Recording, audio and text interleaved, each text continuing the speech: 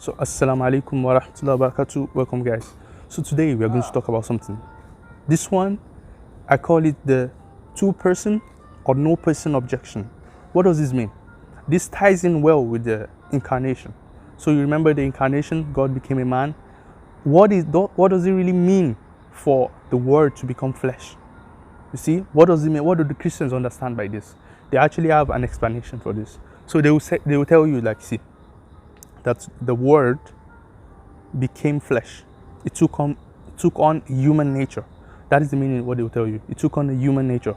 So now, all you need to understand is that, see, the word is, according to them, is divine. Divine meaning like it's God, literally.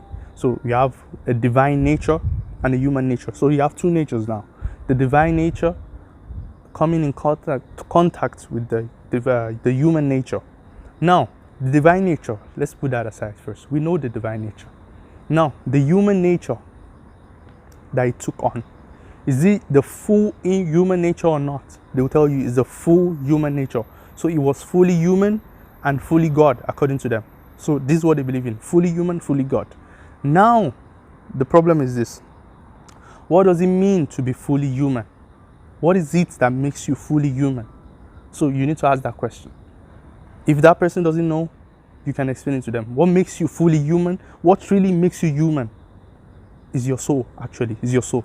If you don't have a soul and you have a body, like when you're dead, that body, your soul has been separated from that body.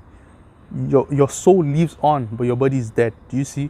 So the soul is the essence, is the main thing of your person, of a human person. So now, the flesh flesh, let me say, when they say flesh, they mean body, the human body that it took on. Does it have a soul or not? You can ask them that question. Does the human body, the divine nature took on the human nature? That human nature, does it have a soul or not? If they don't know the meaning of this, actually, the church have talked about this. These things I'm saying, they are not even controversial. These are things they believe in, actually. They believe there are two natures, divine nature and the human nature. Now, the human nature, that's where the questions are now posed. Does it have a soul or not? If you say it doesn't have a soul, or if you say it has a soul, if you say it has a soul, that means it's fully human, because once you have a soul, you are fully human. Now, if you say it doesn't have a soul, what you are literally saying is that it's not fully God.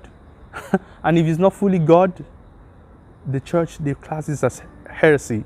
The people that believe that the human nature doesn't have a soul, they call them Apollinarianism. This is a heresy called Apollinarianism. So no Christians want to be part of that. Most Christians, they don't want to be part of that. Heretics. So now, the other way to go is that, to say that, you see, you have the human nature. Now, this is the problem.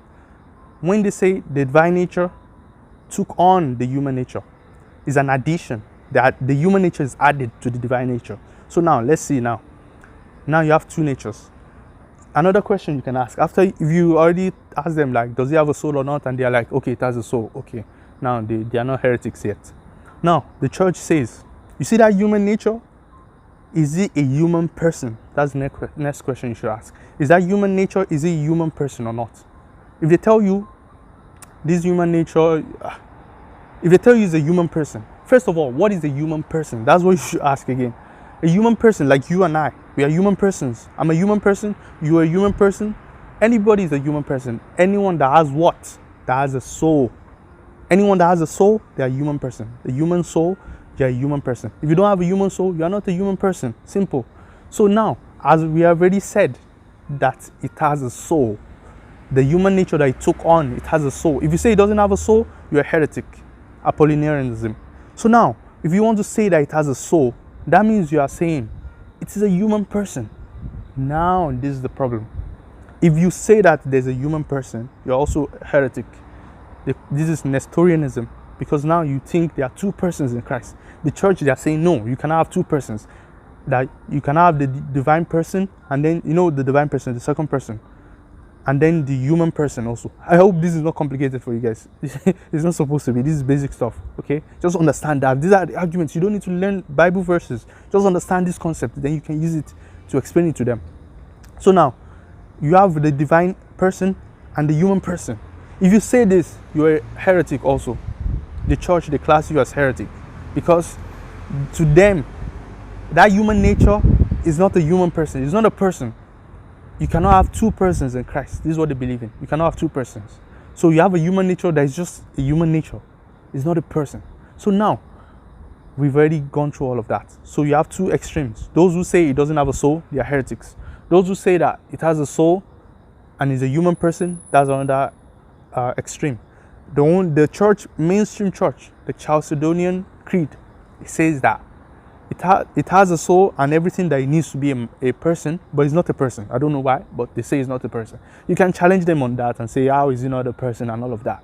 Now the point is this. It doesn't stop there. You can still go further. Now, if you now look at the Bible, there are some places in the Bible which clearly shows that. For example, when Jesus said that, I don't know the hour.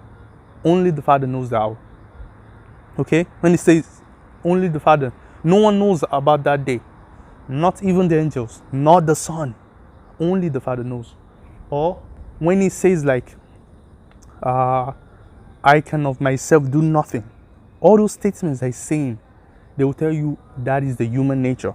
That's what they will tell you. The human nature is saying that. It's not really Jesus. It's not the divine nature. So they will try to make a distinction between that. Now, what can you say to that? What you will tell them is this. If there's only one person, we've already said there's only one person. You cannot ask them like, if there's no person, remember I said two person and no person objection. So if we have already said there are no two persons, then who is it that doesn't know the hour? Who is it that is weak, for example? Who is it that is not omniscient, that doesn't have all knowledge? Who is it that doesn't, for example, the epitome of this is this. Who died on the cross? Let's just end it with this. I don't want to make it too long. Who died on the cross? If you ask them who died on the cross, they'll tell you. Remember I said who. When we are talking about persons, we say who. If I say, who are you? I'm asking about your person. If I say what, I'm talking about your essence. If I say who did this, if I say who, I'm asking the person that did this. And now, if I ask you who died on the cross, you cannot answer and say it's the body. This is the mainstream Christian answer. They say it's the body that died. It's the human nature that died.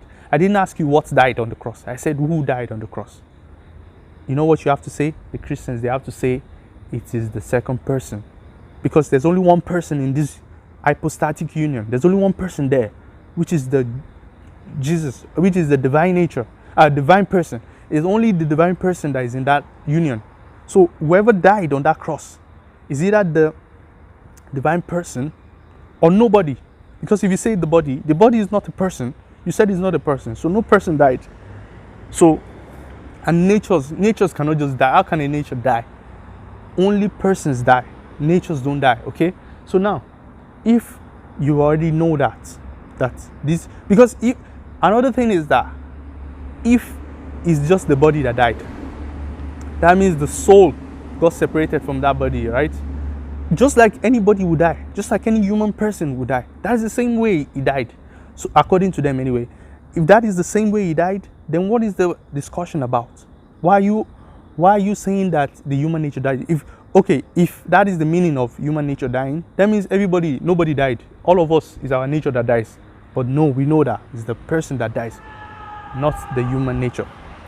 So now, the next argument is this. Who died on the cross? They have to say it is the person, the divine person. Now, we know that God cannot die. That is the argument now. We know that God is immortal. God does not die in any shape or form. So, if you say the person that died on the cross is a divine person, you see, it doesn't matter which way he died.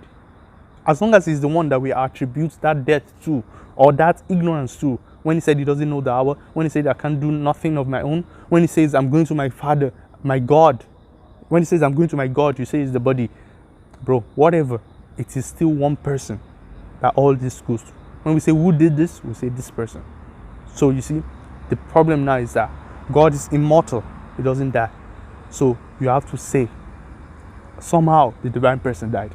So you can use it to show them that, see, all this does not make sense. First of all, the church, they are just trying to avoid it's called negative theology. They don't want to say some things while trying to affirm some other things. So when you're supposed to call the human nature a person, you said he's not a person, just because you want to maintain that there's one person there. Some people say, do they cross over? You know, sometimes when you guys want to give evidence, when the Christians want to give evidence of Jesus as God, they'll start quoting you some verses in the Bible. When the man is speaking, when that man is speaking, when he says some things, you say, this is God. When he says some other things, that's the man. How do you differentiate between this? How do you know, okay, I'm speaking as God now? He never said this. He just speaks as a normal person. Some people now think, like, see, there's a mixture going on. The church also say, no, you cannot say that too. There's no mixture like that. So there's a lot of things you cannot say, and they don't actually give any definitive argument. So even with this kind of fundamental argument, you can see how you can bring light to the contradictions that have, at every junction you find contradictions that you can stop and explain it to your Christian friend, and then you move on. So this is one of them. Inshallah, next time I'll talk about probably the Trinity, or I'll talk about the atonement. Those are my 3 points. If there is anyone that can actually explain this, you should come forward and explain it. I would like to see that, inshallah. So if you're a Muslim guy and you don't want to like cram all the verses in the Bible, and you don't even want to get involved in that, learn this kind of arguments that I'm telling you, and you'll be able to have a fruitful conversation without even knowing any Bible verse. Did I even quote any Bible verse? Just some reference that actually it is written in the Bible that Jesus said he cannot do anything of his own. He said he doesn't know the hour. He said so many things that a human being will say. So you can use that. Just watch this and get the argument, and you'll be able to present it, inshallah. So, assalamu alaikum wa rahmatullahi wa barakatuh. Bye bye.